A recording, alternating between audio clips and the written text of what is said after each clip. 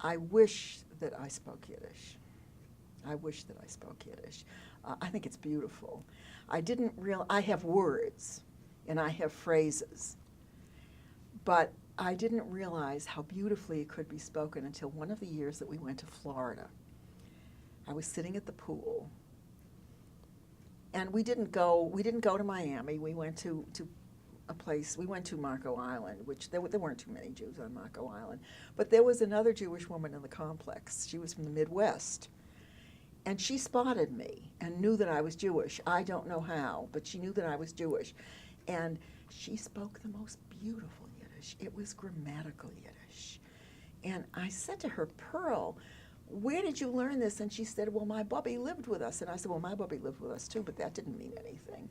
And it was beautiful, it was grammatical, and I thought, boy, what I've lost. You know, really too bad.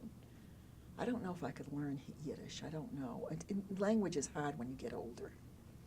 I took a course trying to learn Hebrew so that I could at least read the prayers, but the beginner's level wasn't open, and so I went into the next level, and it was a disaster. I mean, I didn't have the background, and I couldn't get, amazing, because I think probably, my son Aaron has an ear for language, and he did become fluent in Russian and German and French, but I think I probably would have had the same ear.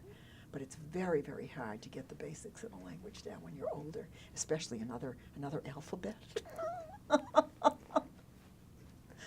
French, okay, but not Yiddish or Hebrew.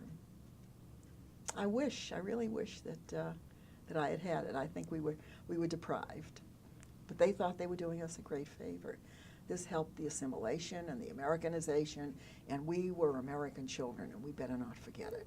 So, okay. My sisters don't speak it either.